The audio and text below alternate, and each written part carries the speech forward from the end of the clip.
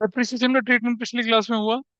आज हम लोग लेके चल रहे हैं ट्रीटमेंट ऑफ टैक्स। उसके बाद लेके चलेंगे ट्रीटमेंट ऑफ डिविडेंड। फिर हम प्रैक्टिकल क्वेश्चंस विद एडजस्टमेंट्स करने के लिए क्या है, एलिजिबल हैं।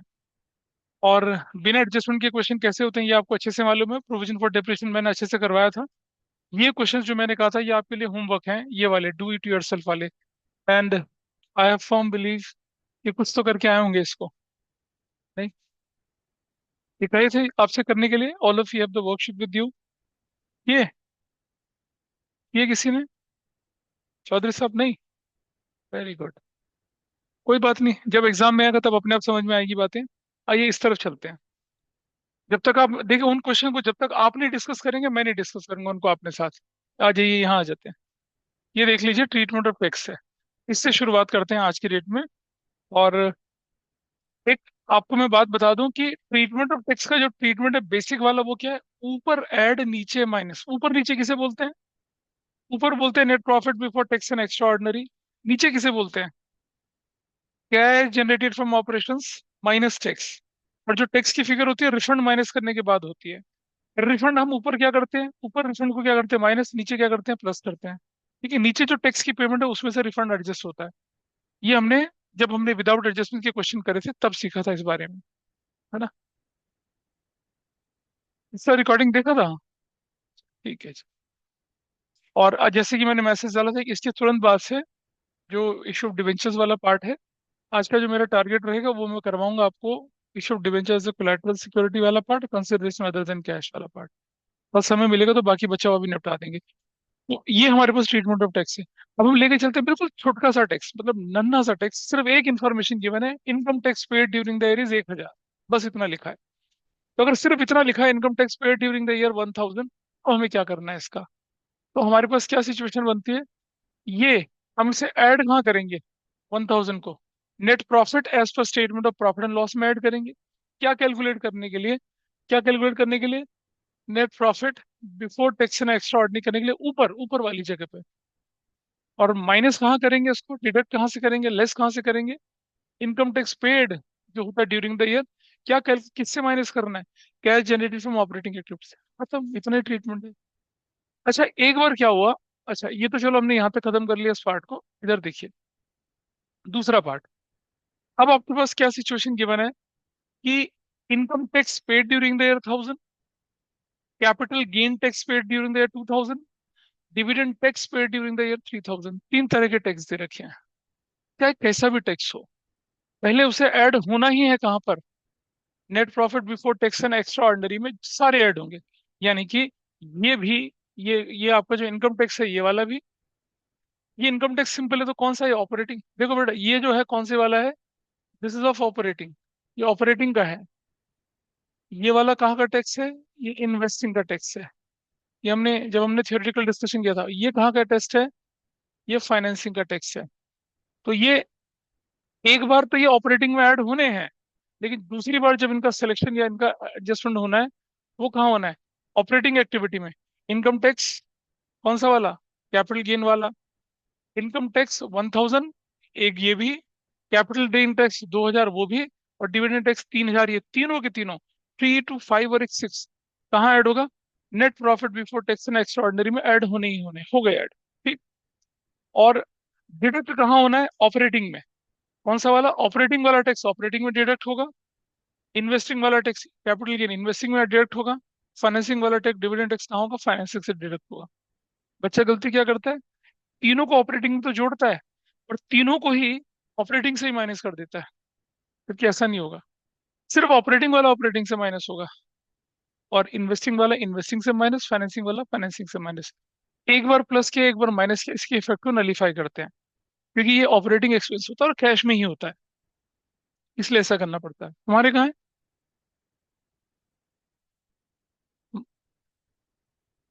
बैग हटाओ, एक कुर्सी इधर बैठ जाओ। ये रुक जाओ, छोड़ दो।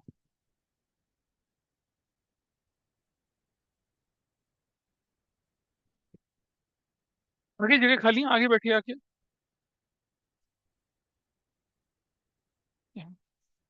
अभी उधर से घूम के आ जाना। बैठो उधर।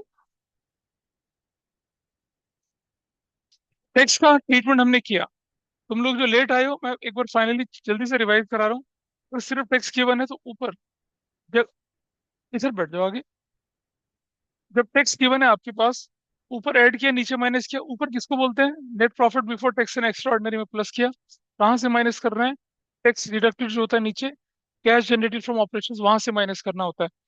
अगर फिर भी नहीं आप रिकॉल कर पा रहे हैं, तो देखिए, अगर आपके सामने ये जो इंफॉर्मेशन थी यहाँ पर, ये होता है ऊपर वाला portion. I am talking about this portion. यहाँ ऐड करते हैं टैक्स को इस जगह पे। माइनस कहाँ से करते हैं? माइनस ये रहा टैक्स, इनकम टैक्स, बट यहाँ से माइनस करना होता है। इस तरह से चलता है। और अब हमने बोला था कि तीनों तरह के टैक्स आपके पास है। कैपिटल गेन टैक्स है और डिविडेंड टैक्स है। इनका कैसे हिसाब किताब करना होता है, ये रही कहानी, ये आपके सामने इस तरफ है।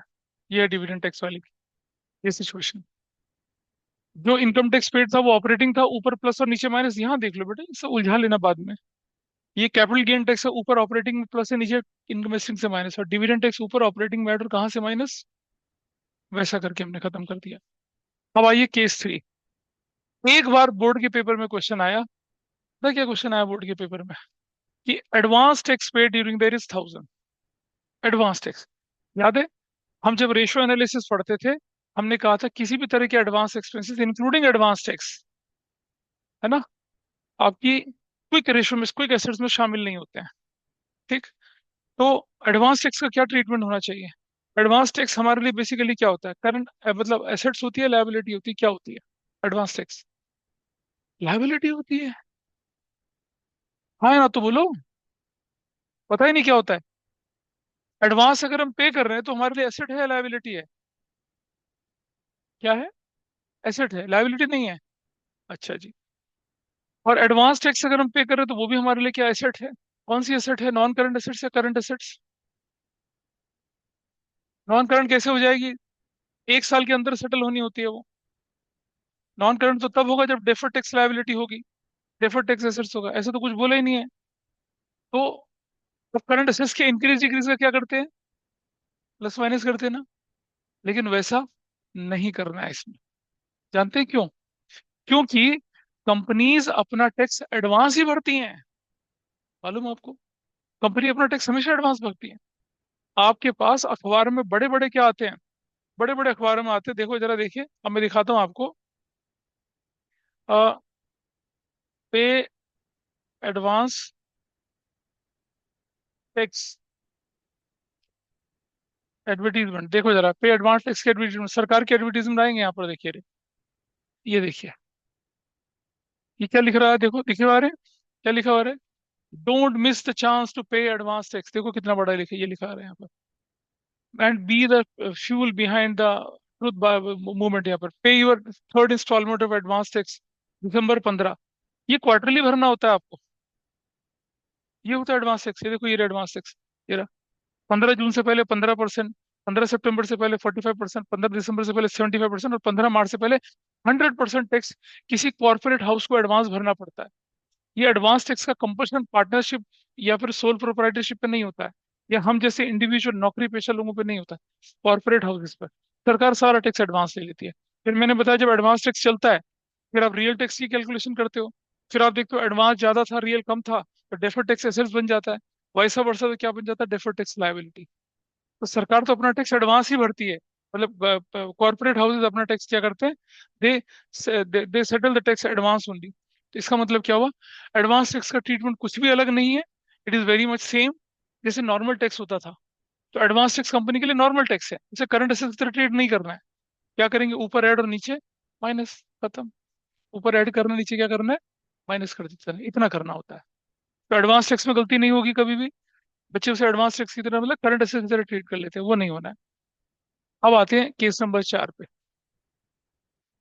जब हमारे पास प्रोविजन फॉर टैक्स की ओपनिंग और क्लोजिंग फिगर गिवन हो और कोई इंफॉर्मेशन ना गिवन हो, तो हमने क्या बताया था आपको? अगर ओपनिंग और क्लोजिंग फिगर गिवन हो, तो ये जो होता है, ये वाला 15,000 प्रीवियस ईयर का, क्या बोलते हैं इसको? प्रीवियस ईयर की फिगर। इसे क्या बोलते हैं? Tax paid. क्या बोला जाता है इसे? टैक्स पेड बोला जाता है, टैक्स पेड। क्यों? लास्ट ईयर का प्रोविजन इस साल पेमेंट होगी ना। और जो इस साल का प्रोविजन, इस साल वाला प्रोविजन, इसे क्या कर दिया जाता है? ऐड कर दिया जाता है। प्रोविजन फॉर टैक्स खोलकर, सी योर आंसर है। इतना आसान है। ये हमने एक एडजस्टमेंट में भी किया था। क्या करा ऑपरेटिंग एक्टिविटी में, क्या किया, provision for tax current year का जो 22-20 हजार था वो वाला, उसे net profit before tax extra ordinary में क्या कर दिया, ऐड कर दिया। और जो प्रीवियस ईयर का टैक्स था उसे क्या कर दिया, डिडक्ट कर दिया cash generated from operating activities से, वहां नीचे माइनस कर दिया। ये भी काम खत्म। तो इतने सारे केस थे। अब आइए एक और चीज सीखते हैं। जब एक या दो हो प्रोविजन फॉर टैक्स तो काम आसान है ना। और एक बात ध्यान से समझना, प्रोविजन फॉर टैक्स में कभी भी प्रोविजन फॉर टैक्स में कभी भी ये इंक्रीज डिक्रीज नहीं देखते हैं। हर असेट्स में, हर लायबिलिटी में, शेयर होल्डर फंड में, रिजर्व सरप्लस में इंक्रीज डिक्रीज देखेंगे। प्रोविजन फॉर टैक्स में इंक्रीज डिक्रीज नहीं देखना है। उसको नहीं देखना है, बिल्कुल नहीं देखना है आपको। क्यों नहीं देखना होता, क्योंकि प्रोविजन फॉर टैक्स एक साल का हो गया बनाया, वो अगले साल यूज होगा ही होगा। और अगर ज्यादा कर दिया तो रिफंड हो जाएगा। इस साल का प्रोविजन अगले साल, मतलब वो कैरी फॉरवर्ड होता ही नहीं है। हाँ, प्रोविजन फॉर डेप्रिसिएशन ये कैरी फॉरवर्ड होता है। Provision for doubtful debt carry forward होता है। और ये कैरी फॉरवर्ड नहीं होता, बीच में ये कैरी फॉरवर्ड नहीं होता है। It is not carry forward. सिर बचा के बैठना बस। ये कैरी फॉरवर्ड नहीं होता है। इसलिए इसका डिफरेंस लेके मत चलना। कहीं आप बोलो कि 15 था 20 हो गया, और कहाँ दिख रहा है short term provision current liability की इंक्रीज डिक्रीज की तरह ट्रीट नहीं करना है इसका। ये कभी भी डिफरेंस लेके नहीं चलता, ओपनिंग क्लोजिंग फिगर का हिसाब किताब। ऐसी डिविडेंड है, इसका भी इंक्रीज डिक्रीज लेके नहीं चलते हैं। भाई एक साल का डिविडेंड अगले साल पेमेंट होगी, इस साल का है प्रोविजन कंटीजेंट लायबिलिटी बना हुआ। तो प्रोविजन फॉर टैक्स और डिविडेंड दोनों में इंक्रीज डिक्रीज नहीं लिखना आपने, एब्सोल्यूट फिगर को यूज करना है। तो ये हमारे पास आया। अब क्या देख रहे हैं हमारे पास, अब जब जब तक कहानी ठीक थी, जब तक दो थे, जैसे कहानी में तीसरा आ जाए तो कहानी क्या हो जाती है, खराब हो जाती है ना। तेजस्वी है, तेजस्विनी है, तीसरा कोई आ जाए, खौरे घुस गया उनके बीच में, तो क्या कहलाएगा, मामला खराब हो गया। मामला खराब हो जाता है, देखिए यार। तो इसीलिए आपको सीखना है कि आप प्रोविजन फॉर टैक्स अकाउंट कैसे बनता है। बेटा प्रोविजन फॉर टैक्स जो आपके पास है ये वाला, it is basically a liability, देखा था ना, लायबिलिटी साइड में दिखता था। लायबिलिटी में क्या होगा, ये पॉजिटिव साइड है, अगर इंक्रीज होगा तो इस तरफ, और ये नेगेटिव साइड है, डिक्रीज होगा तो इस तरफ दिखेगा, है ना। ऐसा करके चलेंगे। ये फिगर क्या है आपके पास प्रोविजन फॉर डेप्रिसिएशन में, ये प्रीवियस ईयर की फिगर, ओपनिंग फिगर यहाँ जाएगी, इधर यहाँ बैलेंस भी रही, ओपनिंग फिगर इधर, क्लोजिंग फिगर यहाँ जाएगी। अब आपके पास किस तरह के क्वेश्चन आएंगे, ओपनिंग फिगर क्लोजिंग फिगर, या तो टैक्स पेड गिवन होगा, या ओपनिंग फिगर क्लोजिंग फिगर, या प्रोविजन मेड गिवन होगा। अगर टैक्स पेड है तो प्रोविजन फॉर टैक्स अकाउंट कम हो जाएगा, प्रोविजन मेड है तो प्रोविजन फॉर टैक्स अकाउंट बढ़ जाएगा। तो अगर लिखा आएगा क्या, प्रोविजन फॉर टैक्स मेड या provided in the current year, तो वो इस तरफ लिखना है। इन दोनों का टोटल करेंगे तो ये फिगर बैलेंसिंग क्या आ जाएगी, ये वाली फिगर बैलेंसिंग आ जाएगी। कई बार क्वेश्चन में ऐसा होता है, ओपनिंग फिगर और क्लोजिंग फिगर है और टैक्स पेड दे रखा है, तो प्रोविजन मेड निकल आएगा। अब ये वाला और ये वाला कहीं यूज नहीं होगा, ये कहाँ जाएगा, ऑपरेटिंग के अंदर, क्या ये टैक्स की ऑपरेटिंग के अंदर प्लस होगा, और ये क्या होगा, ऑपरेटिंग के अंदर जाके माइनस हो जाएगा। टैक्स का ट्रीटमेंट हो गया। इतना आसान provision for tax account. Is it fine. अब इससे रिलेटेड क्वेश्चन देख लेते हैं यहाँ पर अभी। ये रहा क्वेश्चन आपके सामने। थोड़ा छोटा करेंगे इसको। ये देखिए, I think it is visible to all of you. वो उस तरफ आपके पास इंफॉर्मेशन है, वहां पर क्या, ओपनिंग और क्लोजिंग फिगर गिवन है, और नीचे एडजस्ट, और यहाँ प्रोविजन फॉर टैक्स गिवन है। जब नोट नंबर आए तो नोट नंबर में जाना है। क्या लिखा आएगा, 20,000 और 30,000, तो ओपनिंग क्लोजिंग फिगर। क्या इन्फॉर्मेशन गिवन है, income tax paid during the year is 5,000, और हमें बोला है show the treatment in cash flow statement. तो कैसे दिखाएंगे कैश फ्लो स्टेटमेंट में, आप यहाँ देखिए। मैं यहाँ बना देता हूँ आपके सामने कौन सा account, provision for tax account. देखिए, बहुत बार जरूरत पड़ती है प्रोविजन फॉर टैक्स अकाउंट बनाने की, तो आपको आना चाहिए बनाना। जैसे प्रोविजन फॉर डेप्रिसिएशन बनाते हैं, ऐसे ही इसको बनाते हैं, प्रोविजन फॉर टैक्स। ठीक है जी, डेबिट क्रेडिट की फिगर डाल दी, और फिर कैसे लिखना है उसको देख लीजिए। राइट इन दिस वे, ये बनाया प्रोविजन फॉर टैक्स अकाउंट, ऐसे डेबिट पर्टिकुलर्स रुपीज है, फिर पर्टिकुलर्स है रुपीज है, क्रेडिट साइड, हमारा अकाउंट बन गया। अब मैं अकाउंट के लिए इंफॉर्मेशन यहाँ से उठाता हूँ। It was opening figure 20, closing figure कितने 30। मैं क्या करूंगा, इस तरफ ऑलराइट, यहाँ बैलेंस बीडी, ओपनिंग फिगर कितना है? 20,000। और बैलेंस सीडी बोलकर क्लोजिंग फिगर कितना है? 30,000। ऐसे इसको टोटल करना है, पर टोटल टोटल करना है। हाँ, अभी तो इन्फॉर्मेशन डालेंगे ना इसके अंदर। अब एक इन्फॉर्मेशन आपके पास और है कि income tax paid during the year कितना? 5,000।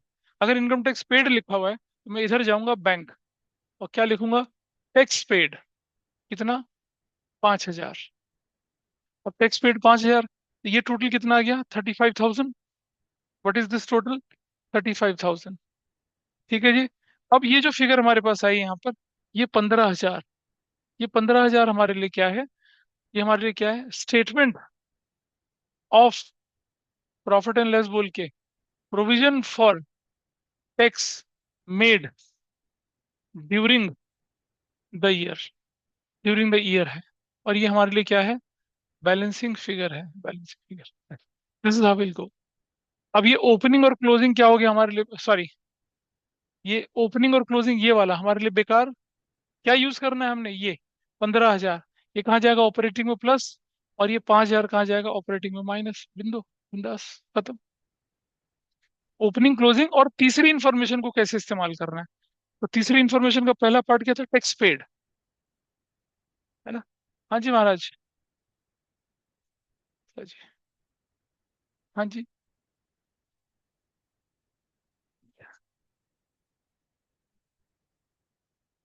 हाँ, ये ऐड होगा। हाँ, वो टैक्स पेड। पेड लिखा भाई तो टैक्स से माइनस होगा, पेड लिखा तो माइनस होगा। ऐसा करना है। इतना आसान ट्रीटमेंट है। टैक्स का ट्रीटमेंट तो बिल्कुल मजाक है, हवा हवाई टाइप का ट्रीटमेंट है। कर लिया इसको ऐसे? Can I proceed further? इसे नोट कर लिया? और नोट भी करे ना करे तो भी आपके पास देखो यहाँ इन्फॉर्मेशन में ये गिवन है।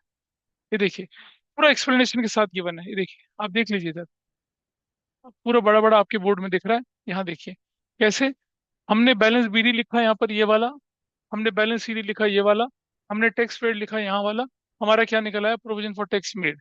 15,000 कहाँ हो रहा है? ऐड हो रहा है। दिख रहा हो कहाँ ऐड हो रहा है? Operating profit before working capital changes में। और लेस कहाँ हो रहा है?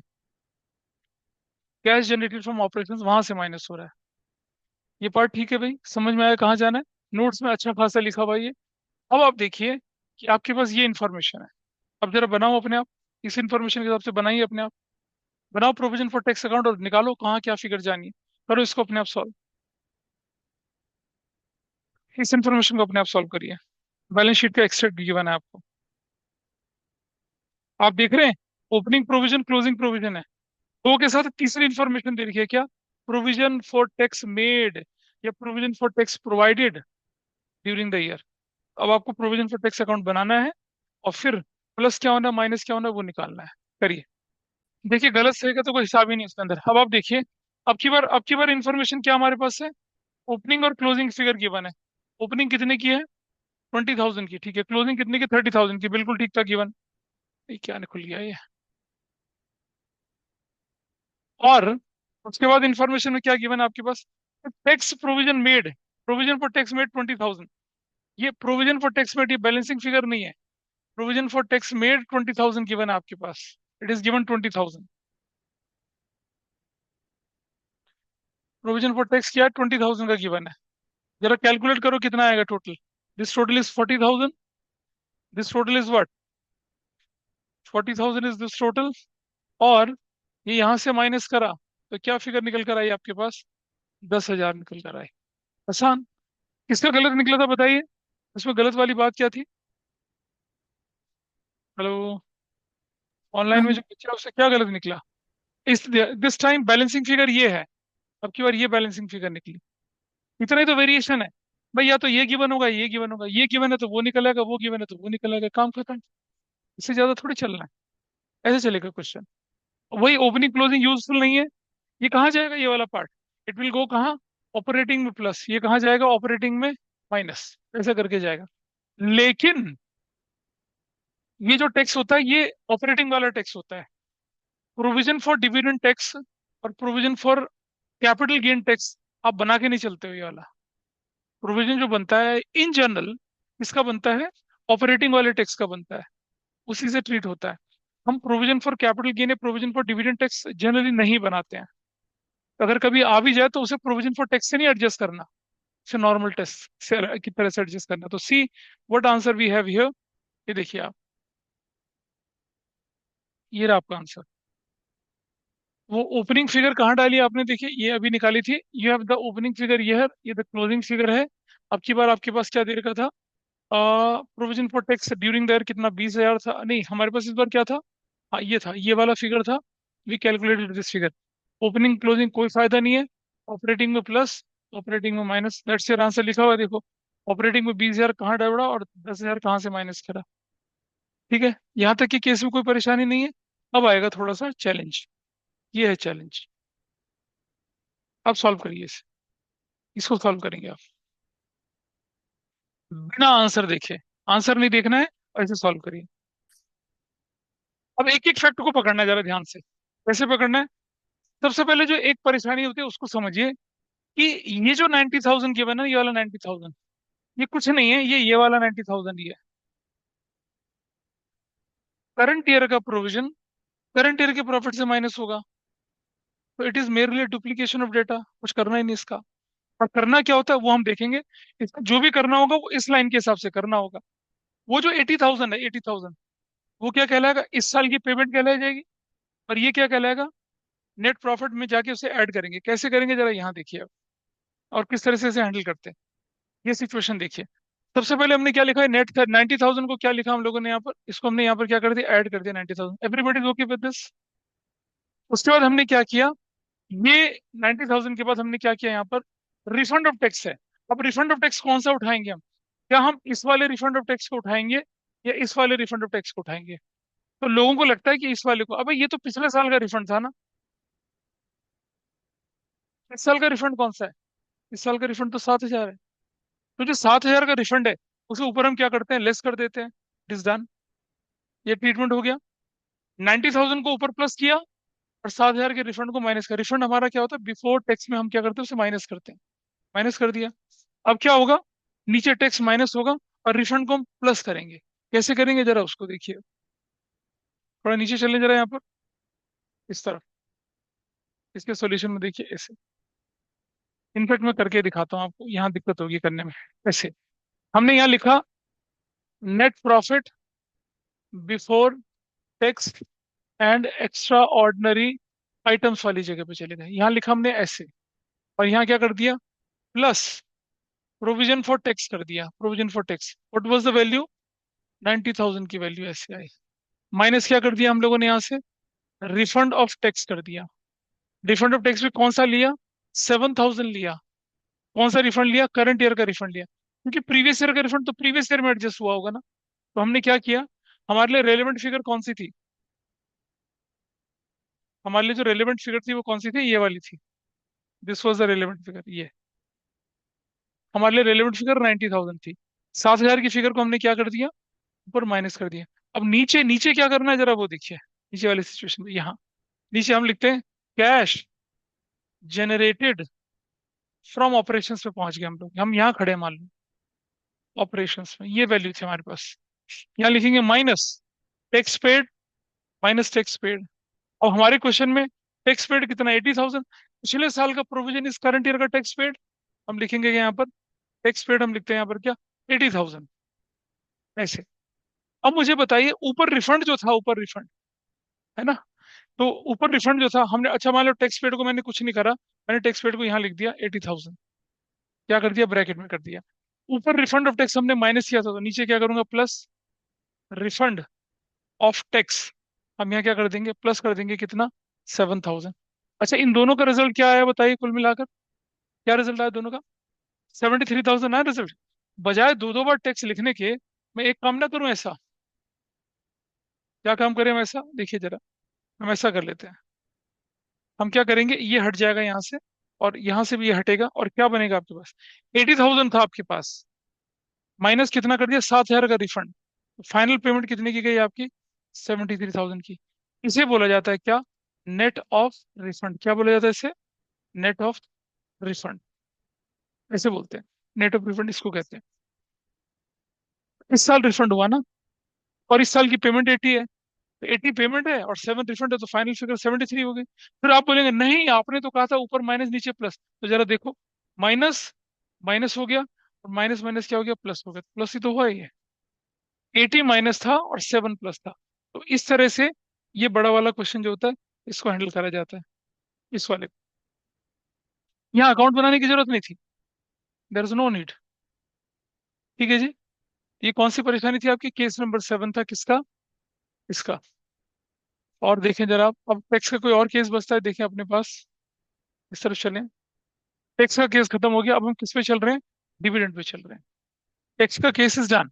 टैक्स के इतने ही केस बनते हैं, इससे मुश्किल केस लग नहीं रहा मुझे कोई आपके एग्जाम में आने के चांस बनते हैं। अब हम डिविडेंड पे चल रहे हैं।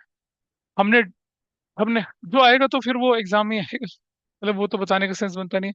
अब देखिए, ट्रीटमेंट ऑफ डिप्रिसिएशन किया, ट्रीटमेंट ऑफ टैक्स किया। ठीक है जी। अगर ट्रीटमेंट ऑफ टैक्स का क्वेश्चन आपका करना बनता है, जरा एक बार करके देखें उनकी बुक से। एक आध क्वेश्चन तो बनता ही है करने का।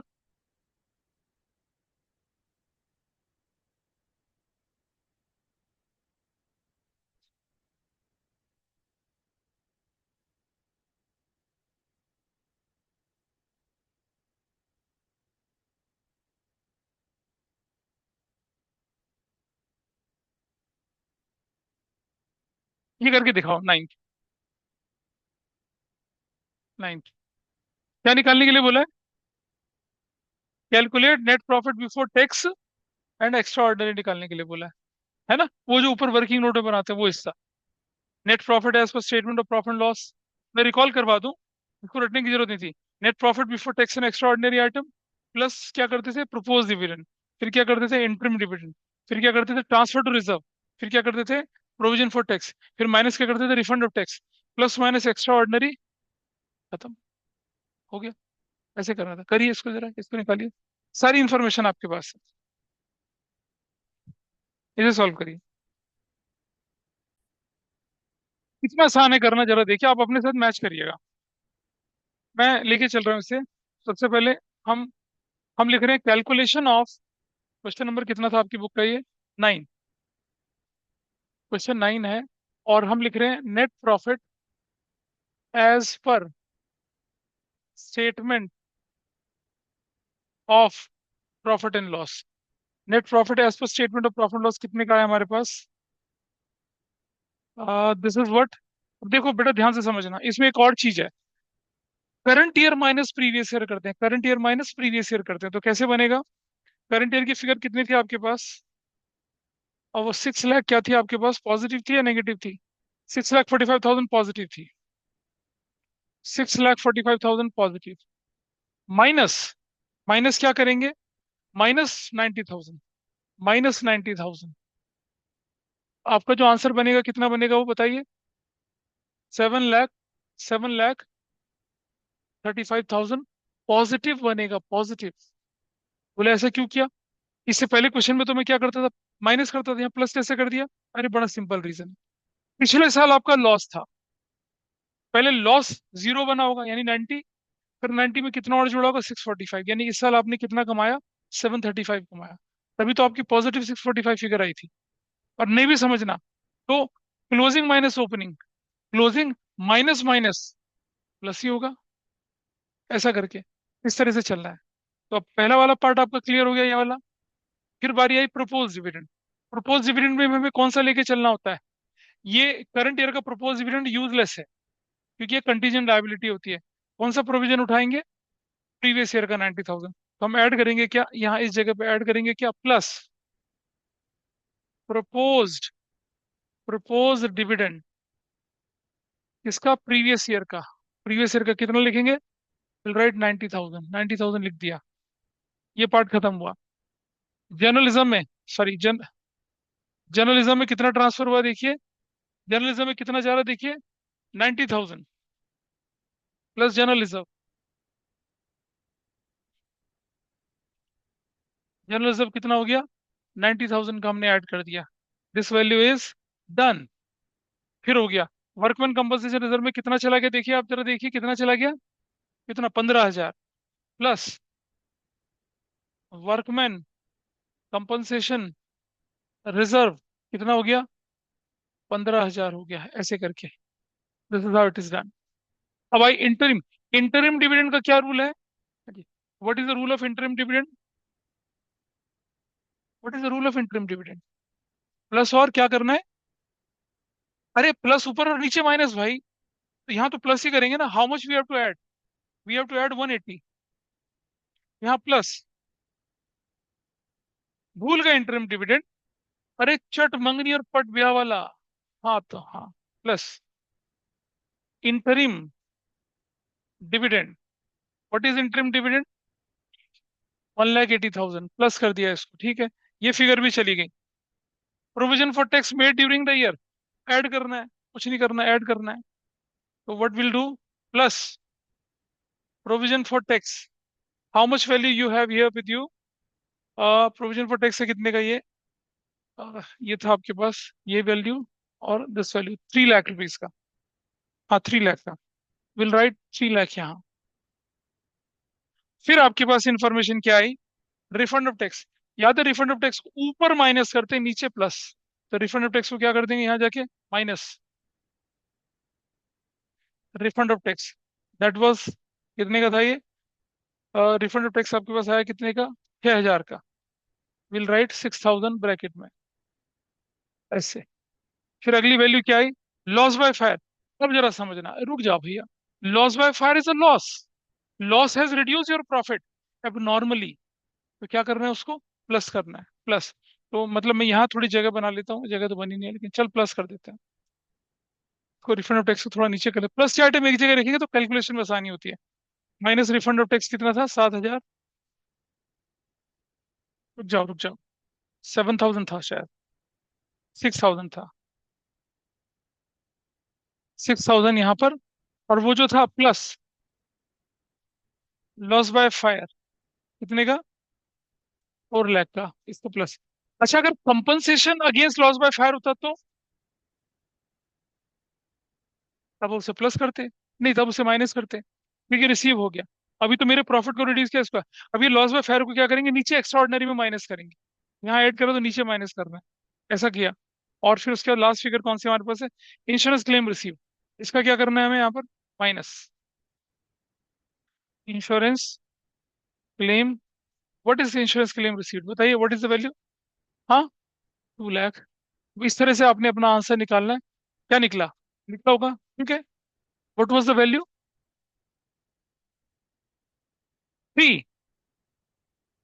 4,000। बस ऐसा? Positive negative? पॉजिटिव ही निकल रहा है तो हो गया। तो आप देख पा रहे हो जो मल्टीपल फिगर को यहाँ ऐड करना। अच्छा इन सबका दूसरा इफेक्ट भी होता है, लेकिन अभी हम full fledge cash flow statement नहीं बना रहे इसलिए नहीं कर रहे हैं। आपको सिर्फ क्या बोला था? कैश फ्लो फ्रॉम ऑपरेटिंग, वो हाँ net profit before tax and extra. This value is what? Net profit before tax and extraordinary item, जो कि आपके क्वेश्चन ने पूछी थी, ये बोला था आपसे। तो रिफंड का, एक्स्ट्रा ऑर्डिनरी का एक बार हमने रिकॉल कर लिया सारी चीजों को। कर लिया रिकॉल। चलिए देखें अगर कोई दूसरा क्वेश्चन बनता है तो ठीक है, वरना हम अगले पे चलते हैं। I don't think there is other question.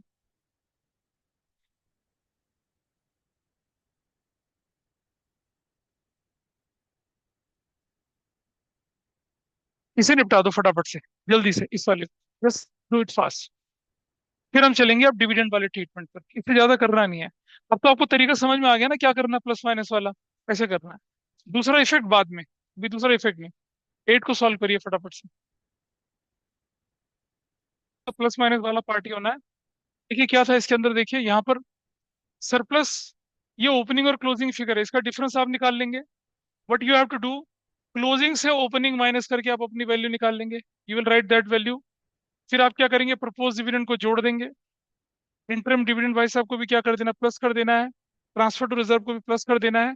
Provision for tax को भी क्या कर देना है? प्लस कर देना है, ठीक है। लॉस ऑन अर्थक्वेक को भी प्लस कर देना है, क्योंकि क्या है ये?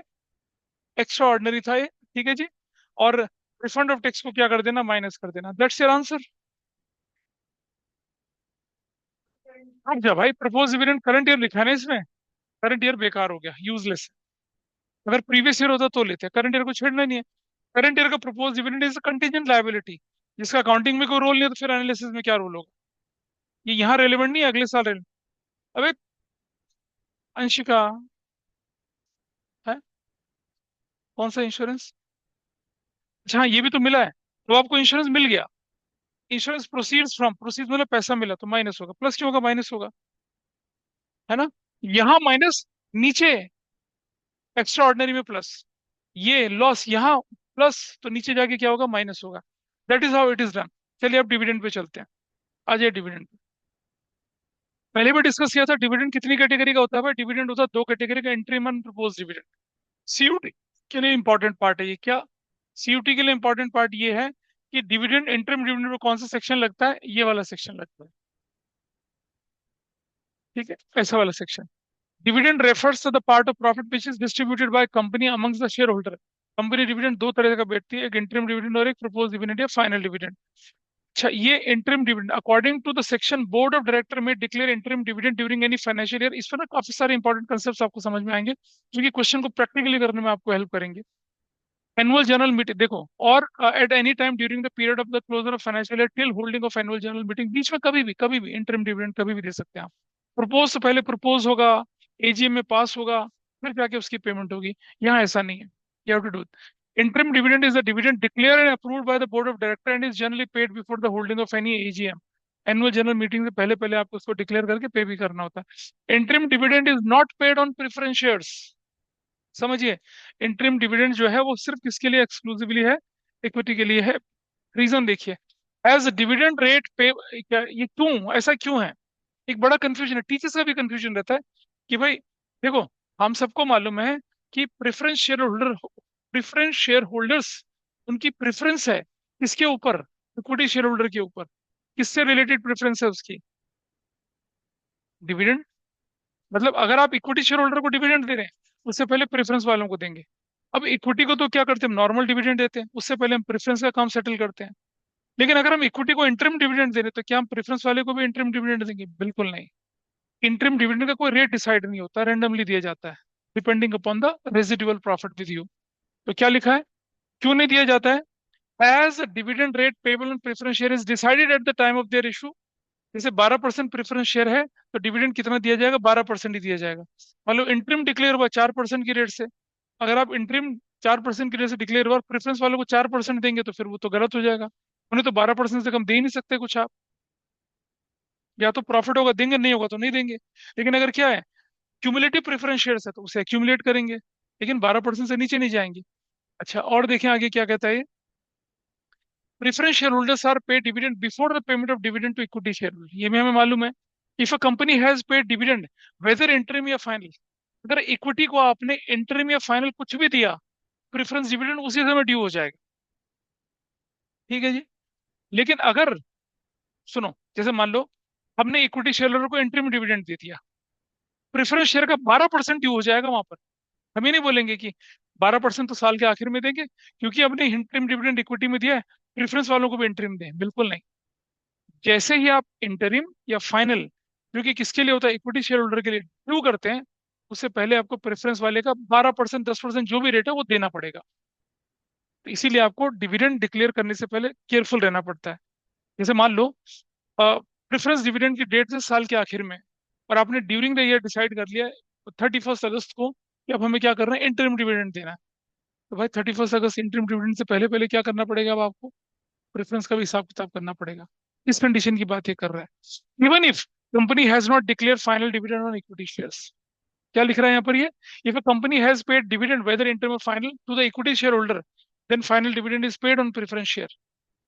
ठीक है, प्रेफरेंस शेयर पर देना पड़ेगा, चाहे इक्विटी का फाइनल डिविडेंड आपने डिक्लेयर करा है नहीं करा, उससे कोई फर्क नहीं पड़ता। इक्विटी को तो प्रेफरेंस है, जैसे आपने डिविडेंड शब्द यूज किया इक्विटी के लिए, चाहे वो इंटरिम चाहे फाइनल, प्रेफरेंस वाले को पेमेंट कर देनी है, इस तरह से। तो interim dividend preference share holder को नहीं दिया जाएगा, वो सिर्फ इक्विटी को दिया जाएगा। अब इसके इलस्ट्रेशन आएंगे, आपको क्लैरिटी आएगी। Accounting treatment of interim dividend in cash flow, operating activity के अंदर जोड़ते हैं, अभी बोला इंटरिम डिविडेंड को जोड़ना है, और फाइनेंसिंग से क्या करते हैं, माइनस कर देते हैं, ट्रीटमेंट खत्म। क्या ट्रीटमेंट था ये, इंटरिम का। आइए, ये सब नोट्स में लिखा आपके, प्रपोज या फाइनल डिविडेंड, इसके बारे में क्या लिखा है, इसके बारे में कौन सा अकाउंटिंग स्टैंडर्ड या अकाउंटिंग स्टैंडर्ड 4 आपको यहाँ पर हेल्प करता है, इससे रिलेटेड। ये ध्यान रखना, सीयूटी के लिए इंपॉर्टेंट है। और कौन सा हेड है, contingencies and events occurring after the balance sheet dates. Contingencies क्या होती है, इसी तरह की जो चीजें आती हैं, मतलब अचानक से होने वाले खर्चे, अचानक से होने वाले एक्सपेंसेस, वो वाले। Proposed or final dividend is not to be provided in the books of account unless it is declared approved by the shareholder in the AGM. तक आप कोई प्रपोज या इंटरिम डिविडेंड देंगे ही नहीं। ठीक है। जब तक ये एजीएम से अप्रूव नहीं होगा तब तक कहाँ पड़ा रहेगा ये? कंटीजेंट लायबिलिटी के अंदर पड़ा रहेगा, in the notes to accounts in the year in which it relates to. नहीं मिल पा रहा तुम्हें notes. In the absence of any information to the contrary, it is assumed that proposed dividend of the previous year has been declared at the AGM in the current year and has to be paid during the current year। इसलिए previous year को क्या माने थे हम लोगों ने? अभी ये क्वेश्चन देखा था आपने यहाँ पर, क्या किया? Propose dividend of the current year को क्या किया आपने? कुछ नहीं करा, एडजस्ट ही नहीं करा, क्योंकि क्या था? ये कंटीजेंट लायबिलिटी था। लेकिन इस साल वाले का क्या कर दिया आपने? सॉरी, इस तरफ चले, वेयर इज द फिगर, ये वाला। और आगे चलते हैं जरा, फिर नोट्स में क्या कहते हैं हमसे। Treatment of propose dividend in the current year in the cash flow statement. Current year की क्या करना है करंट ईयर का? No effect is given propose dividend of the current year in the cash flow as it is not provided and it is a contingent liability. Contingent liability तो accounting में नहीं आ रही है, इसका डिविडेंड का कोई लेना देना नहीं। प्रपोज डिविडेंड करंट ईयर का बेकार फिगर है, कुछ नहीं यूज है इसका। ट्रीटमेंट ऑफ प्रपोज और final dividend of the previous year in cash flow statement, उसका क्या करना है? इसे ऑपरेटिंग एक्टिविटी में ऐड करना, नेट प्रॉफिट बिफोर टैक्स, और फाइनेंसिंग से क्या कर देना? माइनस कर देना। अब एक और ट्रीटमेंट आता है, क्या? Treatment of unpaired dividend. ठीक है। आपने प्रपोज डिविडेंड किया, डिक्लेयर भी कर दिया 90,000 का, 90 में से 5,000 रह गया डिविडेंड पेबल, उसका क्या करेंगे? ये ट्रीटमेंट क्वेश्चन नंबर, ये केस 6 में पेज नंबर 12 पे मैंने डिस्कस करा है, तो इसका डिस्कशन वहां करेंगे कि क्या any unpaid dividend is transfer to dividend payable account या unpaid dividend account which is shown in the current years balance sheet in the other current liability under the current liability. ये वहां show होता है। इसका example मैंने अभी page number 12 में जो क्वेश्चन नंबर 6 है आपका केस, उस पर डिस्कस करेंगे। उससे पहले क्या करते हैं हम लोग? नॉर्मल केसेस को डिस्कस करते हैं, चलिए। ठीक है। आओ जी, एक एक केस से शुरुआत करते हैं। Here is the first case. और ये भी बहुत ज्यादा मुश्किल नहीं है, बड़ा आसान है, बहुत ही आसान है, मतलब आपको वैसे ही समझ में आ जाएगा, कोई इतनी मुश्किल आएगी नहीं। आइए, सबसे पहले इन्फॉर्मेशन क्या लिखा है? Dividend paid during the current year is 3,000। तो डिविडेंड पेड तब तक तो होगा नहीं जब तक वो प्रपोज नहीं होगा। तो ये क्या कहलाएगा? प्रपोज भी है पिछले साल और पे होगा इस साल। हम क्या करेंगे इसको? और ये एडजस्टमेंट है, और आपको मालूम है एडजस्टमेंट का इफेक्ट दो जगह जाएगा, हर जगह। तो solution in this case it will be assume that dividend is propose and paid during the current year. Operating में ऐड किया, फाइनेंसिंग से माइनस करा, काम खत्म। बस इतना करना है, कुछ नहीं। सिर्फ डिविडेंड, जैसे सिर्फ टैक्स पेड लिखा रहता था तो क्या करते थे? ऊपर ऐड नीचे माइनस। ऐसे डिविडेंड पेड लिखा है तो क्या करेंगे? ऊपर प्लस और नीचे माइनस, खत्म। ये केस खत्म हो गया। That's a simple case. अब आप यहाँ देखिए, केस 2। क्या इंफॉर्मेशन गिवन है आपके पास? ये नोट नंबर गिवन है। आओ नोट में देखते हैं क्या। 31 मार्च 22-23 इक्विटी शेयर कितना हो गया? 5 से 8 लाख हो गया। और 12% प्रेफरेंस शेयर कितना हो गया? 2 से 3 लाख हो गया। पहला काम आपको क्या करना है? जैसे ही ऐसा क्वेश्चन आ जाए, सॉल्यूशन में चलें अपने ऐसे। सबसे पहला काम क्या करना है आपने? ये जो इक्विटी शेयर बड़े हैं उनको कैसे दिखाएंगे? ऑपरेटिंग एक्टिविटी छोड़ दीजिए, फाइनेंसिंग में चलिए। Add issue of equity share, everybody is okay, financing का इनफ्लो। एड प्रेफरेंस शेयर, क्या करेंगे आप? 1 लाख रुपए का, काम खत्म। ये काम तो हो गया। Dividend paid during the year is 80,000। क्या लिखा है? Dividend paid during the year 80,000 है, ऊपर पड़ा सा। क्या करना है? ऑपरेटिंग में ऐड करना है और फाइनेंसिंग से माइनस करना है। और क्या लिखा था? Dividend paid. अब एक बात समझिए, आप बोलेंगे सर डिविडेंड पेड लिखा है तो फिर प्रेफरेंस का डिविडेंड कहाँ गया? तो फिर डिविडेंड का मतलब है inclusive of all type of dividend, equity और प्रेफरेंस दोनों। अगर क्वेश्चन बोलता तो इक्विटी डिविडेंड, तो मुझे प्रेफरेंस का अलग से निकालना पड़ता। लेकिन जब सिर्फ डिविडेंड दे रखा है तो मतलब ये कॉम्प्रिहेंसिव है, अगला पिछला सब मिला के। ये ध्यान देगा ये पॉइंट, अगर सिर्फ डिविडेंड है। अब मैं इसी पॉइंट को बदलूंगा अगले केस में, आपको देखो डिफरेंस दिखेगा। तो देर इज नो प्रॉब्लम। आ जाइए यहाँ पर, देखिए क्या हो गया। अब देखिए इस क्वेश्चन में देखिए क्या लिख दिया हम लोगों ने यहाँ पर। हमने लिखा, थोड़ा सा केस को बदल दिया, यहाँ देखिए। फिर हमारे पास क्या फिगर है? इक्विटी शेयर कितने के हो गए? 7 से 11 हो गए। फाइनेंसिंग का इनफ्लो कहाँ चले गए हम? देखिए वेर वी हैव गॉन, यहाँ सोल्यूशन देखिए इसका, इस जगह पे देखिए क्या दिखा। ये जो 7 से 11 हो गया, फाइनेंसिंग के अंदर ऐड इक्विटी शेयर कितना हो गया? 4 लाख का। Everybody is okay with this part, कर दिया इस पार्ट को। और फिर क्या बोला? Interim dividend paid during the, interim dividend को क्या करना? ऊपर ऐड करना है, नीचे माइनस करना है। इंटरिम डिविडेंड, ये भी बात बिल्कुल क्लियर है सबका? इधर से सुन ले, छोटी शुरू में सुन लीजिए। इसके बाद ये पार्ट हो गया। प्रपोज डिविडेंड 31 मार्च का कितना था और 31 मार्च 2023 का? ये 8,000 काम का है, 15,000 काम का नहीं है। क्यों? 15,000 करंट ईयर का, 8,000 प्रीवियस ईयर का। तो क्या करेंगे उसे, ऊपर ऐड करेंगे, नीचे क्या करेंगे, माइनस। काम खत्म। That's your answer. कुछ भी नहीं करने के लिए। So simple. देखिए इसका solution, dividend propose for the year 31 March 20, 15,000 will be subject to approval in AGM, will be the part of contingent liability, hence will not be adjusted while preparing cash flow statement. ये reason भी दे दिया। आसान case था, है ना। अब आइए इस केस पे चलेंगे दोबारा से, कि अगर हमारे क्वेश्चन में यहाँ डिविडेंड की जगह इक्विटी डिविडेंड लिखा रहता तो कैसे होता। आइए देखें केस। तो इसको देखते हैं दूसरी जगह पे।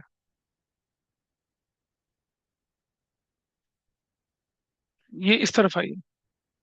आई थिंक ये विजिबल है। नोट्स टू अकाउंट्स की इंफॉर्मेशन लेके चलें। ये रहा। यहाँ देखिए, ये हमारे पास नोट्स को ही उठाना फिगर हम लोगों ने। इसके सॉल्यूशन को भी देखते चलिए, साथ साथ मैं दिखाऊंगा आपको कैसे कर रखा है आप लोगों ने चीजों को। यहाँ देखिए, सबसे पहले एक एक पॉइंट उठाना है। सबसे पहले ये फिगर उठाई, 5 से कितना हो गया, 8 लाख। तो क्या करूंगा, इश्यू ऑफ इक्विटी शेयर में कितना दिख गया, 3 lakh. Everybody is okay with this. फिर हम पढ़ेंगे कितना प्रेफरेंस शेयर, 2 से कितना हो गया, 3 लाख। तो क्या करूंगा, add issue of preference share कितना हो गया, 1 lakh. This figure is also done. ठीक है जी। फिर हमें बोला क्या, न्यू इक्विटी और प्रेफरेंस शेयर इश्यू कब हुए, 1 अप्रैल। यानी कि साल के शुरू में 5 लाख कितना हो गया, 8 लाख, और 2 लाख कितना हो गया, 3 लाख। और अगर डिविडेंड दिया जाएगा तो कौन सी वैल्यू पे दिया जाएगा, 5 लाख 2 लाख पे, 8 लाख 3 लाख पे, 8 लाख पे। 8 लाख पे, क्योंकि साल के शुरू में वो 5 से बढ़कर 8 हो गया, 2 से बढ़कर 3 हो गया। ठीक है जी, आओ देखते हैं। ये काम खत्म हो गया, ये इन्फॉर्मेशन है, ये एडजस्टमेंट नहीं है, it is information only. Dividend paid on equity share कितना लिखा, 6%। 6% किसका निकालना है, 5 का या 8 का, 8 का। अगर ये बोलता क्या, it was issued on 1 April, it was issued on 31 मार्च 2023, तब क्या करता, रूल ऑफ थंब, अगर आपने इशू किया ओपनिंग डेट पर तो डिविडेंड निकलेगा क्लोजिंग पर, और अगर क्लोजिंग पे इशू किया तो डिविडेंड किस पे निकलेगा, ओपनिंग पर। यहाँ कौन सी डेट पे आपने इशू करे, ओपनिंग पे, तो किस पे निकलेगा, क्लोजिंग पे। क्लोजिंग वैल्यू कितनी है, 8 लाख। 8 लाख का 6% कितना होता है भाई, 48,000। कहाँ जाएगा, ऊपर ऐड होगा 48,000 ऑपरेटिंग में, और फाइनेंसिंग से माइनस होगा क्या, डिविडेंड और इक्विटी शेयर 48,000। और जब आपने इक्विटी पे डिविडेंड दिया तो भाई प्रेफरेंस पे तो देना ही है। अब प्रेफरेंस के कौन से अमाउंट पे डिविडेंड दिया जाएगा, 3 लाख पर। कितना परसेंट, 12%, 36,000। ऊपर 36,000 प्रेफरेंस डिविडेंड, नीचे 36,000 प्रेफरेंस डिविडेंड। खत्म हो गया, नीचे माइनस हो गया, ऊपर ऐड हो गया। ट्रीटमेंट हो गया सारा। ये सारे आइटम, इतना बड़ा आइटम दिखता है पर लोग बेमतलब में परेशान होते हैं। अच्छा अगर सुनो, अगर इस क्वेश्चन में लिखा रहता डिविडेंड पेड, इक्विटी शेयर ना होता तब, है, और 6% भी ना दे रखा होता तब, 6% ना दे रखा होता तब, सिर्फ डिविडेंड पेड, अमाउंट ही नहीं दे रखा, तो भाई फिर दोनों का निकालना पड़ता जैसे ऐसे निकाल रखा है। मतलब डिविडेंड पेड है, अमाउंट दे रखा होता है जैसे 50,000, जैसे डिविडेंड पेड मान लो मैंने, मुझे बोल दिया कितना, 90,000 ऐसे बोल दिया, तब मैं क्या करता, डिविडेंड ऊपर प्लस और नीचे माइनस। फिर इक्विटी प्रेफरेंस का अलग से नहीं निकालता, क्योंकि क्या, क्योंकि 90,000 इज इंक्लूसिव ऑफ इक्विटी और प्रेफरेंस दोनों। लेकिन अब क्वेश्चन में क्या लिखा है, डिविडेंड किस पे, इक्विटी पे है। तो डिविडेंड इक्विटी है तो क्या करना पड़ेगा, प्रेफरेंस पे निकालना ही पड़ेगा। हाँ, डिविडेंड एट 6% है तो इक्विटी का मानेगा, क्योंकि प्रेफरेंस का तो रेट डिफाइन है, प्रेफरेंस का तो रेट डिफाइन है। ठीक है, लेकिन प्रेफरेंस को देना पड़ता है क्योंकि डिविडेंड पे कर रहे हैं आप। सो ये तो मैंडेटरी है आपके लिए। I think this part is okay. दिखने में कितना बड़ा लग रहा है बट आप हैंडल कर पाएंगे। सो केस 5 देखिए, ये वाला। इसे करिए अपने आप। केस 5 को अपने आप करिए जल्दी से। केस 5 को अपने आप करिए फटाफट से। सॉल्यूशन नहीं देखना है, केस 5 को अपने आप करिए। देखिए क्या किया इसका, देखिए यहाँ देखिए ध्यान से। लेट्स सी, रुक जाओ भाई। एक एक चीज उठाते हैं आराम आराम से, बिल्कुल देखिए आराम आराम से लेके चलते हैं इसको। देखिए सबसे पहले ये लिया, ये जो 5 से 8 हुआ, तो आपने क्या कर दिया, issue of equity share 3 lakh लिख दिया। I think that's okay with everybody. फिर हमारे पास प्रेफरेंस शेयर 2 से 3 हुआ, तो हमने क्या कर दिया, उसका इश्यू ऑफ प्रेफरेंस शेयर लिख दिया 1 लाख रुपए का, ये भी ठीक है, दिस इज ऑल्सो फाइन, चल गया। फिर हमने देखा कि new equity and preference share कब हुए, साल के आखिर में इशू हुए। तो फिर डिविडेंड कौन सी वैल्यू पे दिया जाएगा, ओपनिंग वैल्यू पे दिया जाएगा, जो भी डिविडेंड अगर होगा। आओ देखें, कह रहा डिविडेंड पेड कितना है, ये तो इन्फॉर्मेशन है, ये इन्फॉर्मेशन है, इसका कोई एडजस्टमेंट नहीं। डिविडेंड पेड इज 90,000, तो मैं क्या करूंगा, मैं ऐड करूंगा, देखो डिविडेंड को मैं करंट ईयर का 90 यहाँ ऐड करूंगा और यहाँ से माइनस कर दूंगा। अगर डिविडेंड पेड लिखा है तो वो दोनों का हुआ ना, इक्विटी प्रेफरेंस का, तो फिर प्रेफरेंस का अलग से नहीं कैलकुलेट करना। Is that clear? प्रेफरेंस का अलग से कैलकुलेट नहीं करना है। फिर हमने लिखा इंटरिम डिविडेंड ड्यूरिंग ईयर कितना, 10,000। विल ऐड ऊपर 10,000 और will minus 10,000। Your question is done. लेकिन अगर वो बोलता है कि इक्विटी डिविडेंड 90,000, तो फिर मुझे प्रेफरेंस का अलग से निकालना पड़ता। यही मैं बताने की कोशिश कर रहा हूँ। इज दैट ओके उधर से? चलिए, तो ये पार्ट कौन सा था, ये केस कौन सा था आपके पास? ये आया केस 6। यहाँ इसे सॉल्व करिए, अब आएगा मजा। इसे करिए सॉल्व। आपके पास इक्विटी है, आपके पास प्रेफरेंस है, आपके पास statement of profit and loss का बैलेंस है, आपके पास इक्विटी शेयर कैपिटल भी गिवन है। तो इक्विटी शेयर कैपिटल कैसे आ गई दो बार?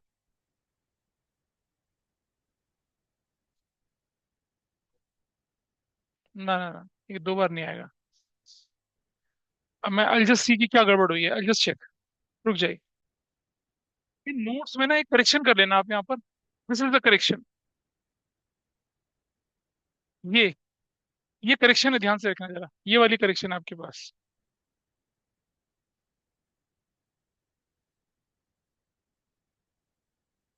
ये करेक्शन करिए हम लोगों ने यहाँ पर, ये वाला पार्ट, ये जो था ये वाला, दिस वी हैव रिटर्न।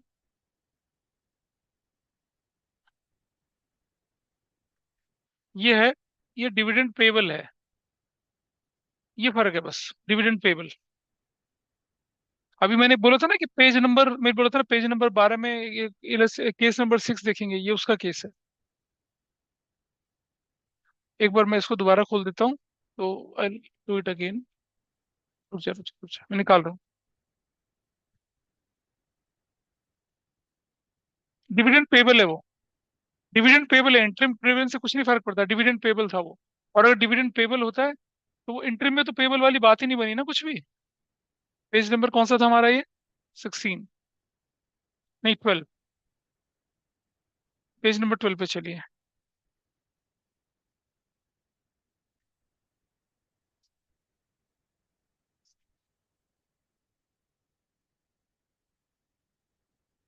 हाँ ये रहा, दिस इज द केस। इसे सॉल्व करना है आपने, ये वाला। हाँ जी। हाँ हाँ। अनपेड डिविडेंड, डिविडेंड पेबल एक ही तो चीज है। डिविडेंड पेबल का क्या मतलब हुआ? Yet to be paid, not paid. ये वही है डिविडेंड पेबल वाला। करिए सॉल्व इसको। हाँ देखिए, कैसे लेके चलना है आप इंफॉर्मेशन को? ऑपरेटिंग और, देखो दो जगह जाएगी, इन्वेस्टिंग का तो कोई रोल ही नहीं है इसके अंदर, there is no role of investing. Operating में जाएगी और फाइनेंसिंग में जाएगी। तो मैं क्या करता हूँ यहाँ, यहाँ मैं ऑपरेटिंग एक्टिविटी लिख लेता हूँ। ऑपरेटिंग एक्टिविटीज क्या, और ऑपरेटिंग एक्टिविटी लिखने के बाद यहाँ पर और नीचे लिख लेते हैं क्या, इन्वेस्ट फाइनेंसिंग एक्टिविटी नीचे। Financing activities, will write this. यहाँ से देखेंगे। ठीक है जी। चलो शुरुआत करते हैं किससे। एक एक आइटम को उठा लेते हैं। ये ले पहला आइटम। सबसे पहले उठा लीजिए किसको आप यहाँ पर, ये वाली फिगर को।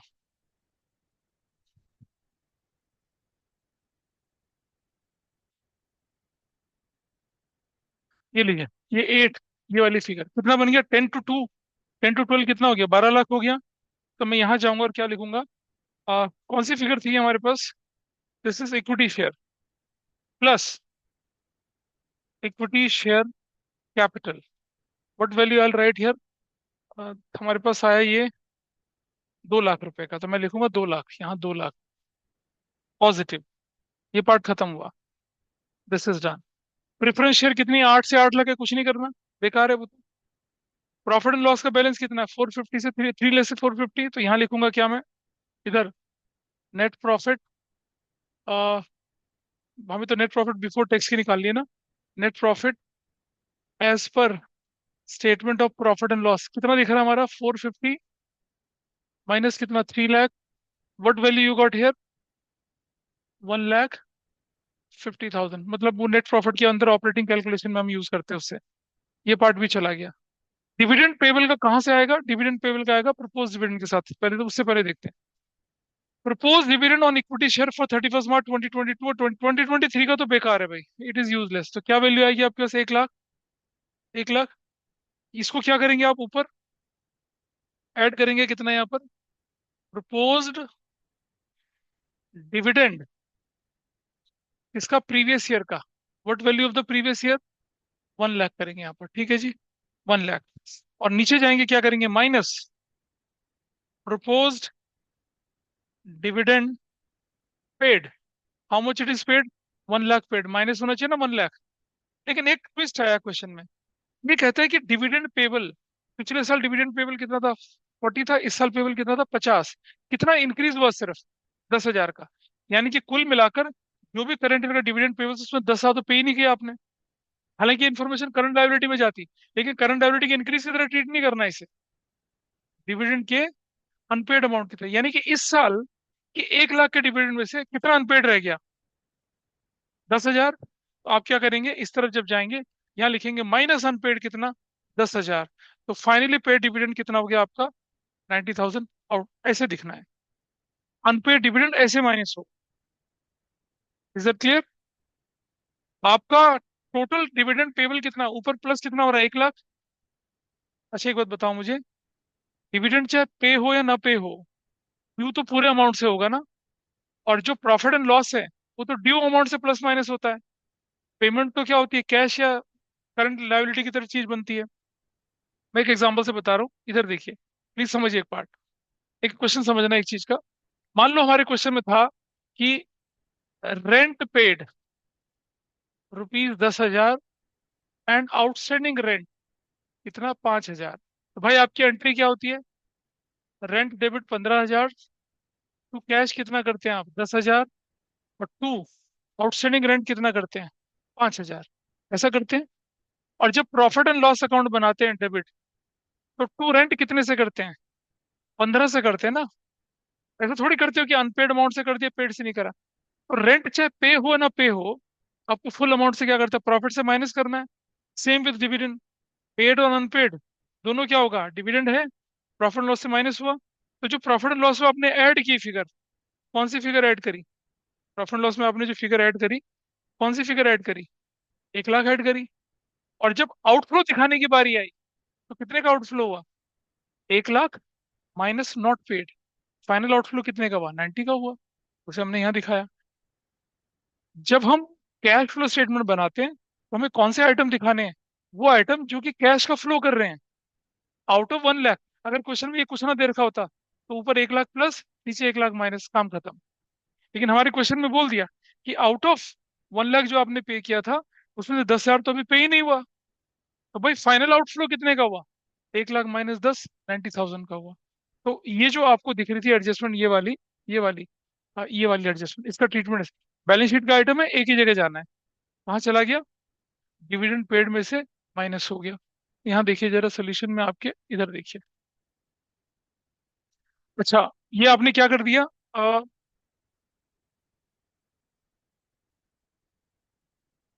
होल्ड करिए जरा, इससे सोल्यूशन में भी नहीं आया ये। नीचे है। अच्छा, ऑपरेटिंग में तो बिल्कुल क्लियर है। देखिए ऑपरेटिंग में नेट प्रॉफिट, ऑपरेटिंग में नेट प्रॉफिट की फिगर एज इट इज चली गई। कितना? ये वाली फिगर नेट प्रॉफिट की, ये फिगर चली गई एज इट इज। डिविडेंड। अच्छा, अब क्योंकि हमने क्या किया, हमने एक काम और किया कि हमने डिविडेंड ऑन इक्विटी तो दे दिया। डिविडेंड ऑन इक्विटी है ना, तो प्रेफरेंस का डिविडेंड कितना बनेगा? 10%। और ओपनिंग क्लोजिंग वैल्यू से कोई फर्क नहीं पड़ रहा। 10% कितना होगा? 80,000। So what we have done here, यहाँ देखिए आपने इस जगह पे क्या कर दिया? डिविडेंड प्रेफरेंशियल 80,000 लिख लिया। प्रपोज डिविडेंड 1 लाख कर दिया। इंटरिम डिविडेंड कितने का था? 90,000 का। यहाँ की तो कहानी सारी क्लियर हो गई। और जब हम नीचे की तरफ गए, कहाँ पर? इस तरफ, यहाँ देखिए नीचे वाली यहाँ। तो क्या किया आपने यहाँ पर? इक्विटी शेयर को आपने क्या कर दिया? Pad. Dividend on preference share minus कर दिया। Dividend on equity share final payment कितने की? देखो 90,000 की। हुआ ना ऐसे? प्रपोज डिविडेंड माइनस क्या? डिविडेंड पेबल, उसको माइनस करके। तो डिविडेंड पेबल का ट्रीटमेंट ये है। ऊपर डिविडेंड की लाइन में बताया था ना, डिविडेंड पेबल को कैसे ट्रीट करना है, ऐसे ट्रीट करना है। और इंटरिम डिविडेंड ड्यूरिंग द कितना हुआ? 90,000। तो ये इंफॉर्मेशन आपके पास चली गई, जिसमें से क्रूशियल पार्ट क्या था ये। अच्छा, एक और चीज समझिए। मान लो आपके क्वेश्चन में अगर ऐसा लिखा रहता इस जगह पे, ये 40 है और ये कितना होता, सपोज यहाँ पर, सपोज ये वैल्यू होती है कितने की, 60,000, तब क्या करते? तब 1 लाख में से कितना पेबल रह गया, 20, तो फाइनल पेमेंट कितने की जाती, 80 की जाती। अगर मान लो ये 40 की जगह कितना होता, 80 होता, तब 1 लाख में से कितना नहीं पे हुआ था, तो आउटफ्लो कितने का हुआ, 60 का। 60 का, ऐसे चलता। This is how it will go. तो जो ऊपर बोला था ना मैंने कि पेज नंबर 12 पे ये रहा, ट्रीटमेंट करके दिखा रखा है, ये रहा, ये है वो ट्रीटमेंट। इस तरह से आपने क्या कर लिया, आप इसका ट्रीटमेंट खत्म किया, डिविजन का ट्रीटमेंट खत्म कर लिया। Every possible case of dividend we have discussed here, वो डिविडेंड का ट्रीटमेंट खत्म हुआ। ठीक है जी। तो अब डिविडेंड का ट्रीटमेंट खत्म होने के बाद बचे कुछ छोटे मोटे डिविडेंड एडजस्टमेंट हम और निपटा लेते हैं। फिर हम तैयार हो जाएंगे किसके लिए, फुल फ्लैश क्वेश्चन सॉल्व करने के लिए, किसके साथ, विद एडजस्टमेंट्स का करने के लिए। तो चलो देखिए, अब एडजस्टमेंट्स आती है डाउटफुल डेट से रिलेटिंग।